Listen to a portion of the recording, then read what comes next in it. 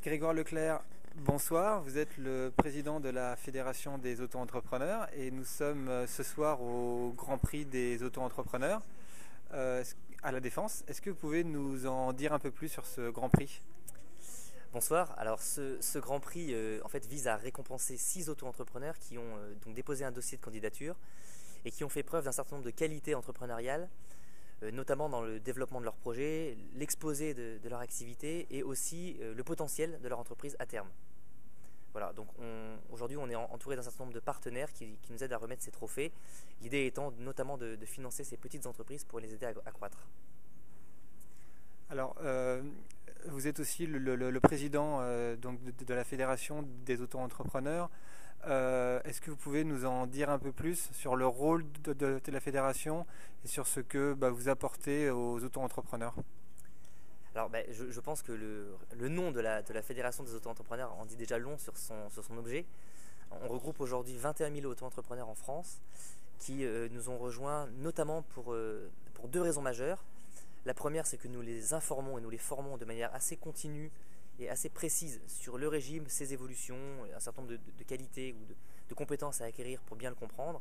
Et puis nous leur apportons ce qu'on pourrait appeler un bouquet de services, finalement, puisque nous regroupons sur notre site une centrale d'achat, une place de marché, une tribune d'experts, une assistance juridique et un certain nombre de petits services, notamment pour apprendre à se présenter, à faire un pitch, à croître, etc. Alors, j'ai écouté avec attention votre pitch et donc vous disiez que les auto-entrepreneurs au début, il y a donc lors de la création, il y a 2 ans, on pensait que ça allait être un statut pour les ratés, que ça allait être un statut pour les gens en recherche d'emploi et là on assiste à une véritable révolution. Comment expliquez-vous ce phénomène?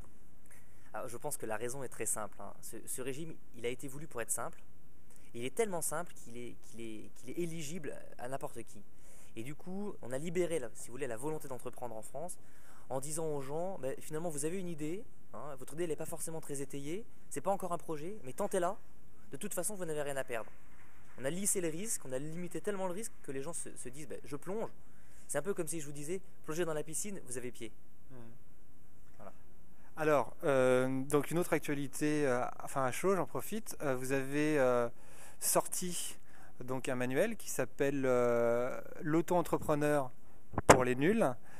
Donc plusieurs questions. Les auto-entrepreneurs sont-ils tous nuls pour que vous sortiez ce type de manuel?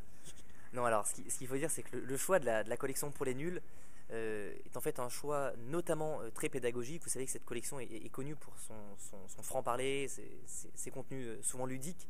Et on voulait rendre l'accompagnement et la formation des auto-entrepreneurs drôles. On voulait former en faisant rire. Voilà, donc c'est pour ça que ce choix s'est porté vers cette édition-là. C'est une édition qui en plus est extrêmement répandue. Et loin s'en faut, les auto-entrepreneurs ne sont pas tous nuls. Bien au contraire, ils ont, je pense, beaucoup de savoir-faire, des très bonnes idées.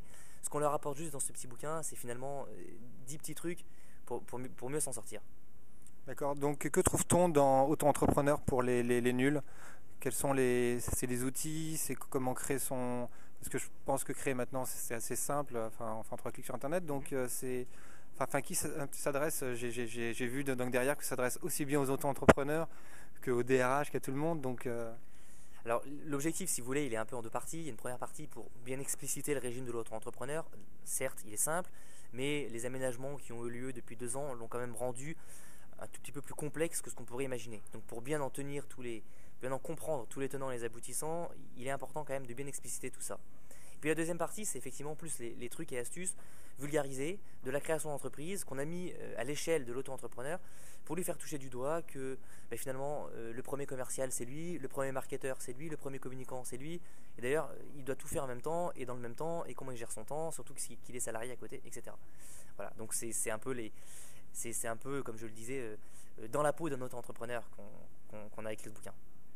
alors c'est vrai que j'ai plein de questions et même si on est normalement sur un format 3 minutes, et j'ai envie de vous poser une question un peu poil à gratter. Il y a des choses qui bougent un peu sur les auto-entrepreneurs. On a entendu parler à l'Assemblée nationale que ça pourrait passer un statut à 18 mois. Vous, en tant que présidente de la fédération, est-ce que vous pensez qu'il va y avoir un risque pour ce statut? Dans quelles sont les prochaines batailles en positif ou en négatif? Alors oui, je suis relativement partagé quant à l'avenir du régime de l'auto-entrepreneur. Une chose est certaine, 670 000 Français sont derrière nous. Et je le répète, je le dis et je le répète, s'il y a un seul rempart contre le régime, ce sera nous. On protégera ce régime. Il ne faut rien changer au fond, parce que c'est un régime extrêmement simple. Si on commence à le complexifier, à le limiter, à le rendre incompréhensible, on aura tout perdu. Donc nous tiendrons coûte que coûte dans la bataille. Et effectivement, je pense qu'il est hors de question aujourd'hui de limiter le régime à 18 mois, ou même de taxer les auto-entrepreneurs de manière exorbitante, avec notamment la cotisation foncière des entreprises. Mais ce sont des combats que nous allons mener. Alors, le blog du Figaro s'appelle Parole d'entrepreneur. J'aimerais juste en conclusion, si vous avez une parole d'entrepreneur.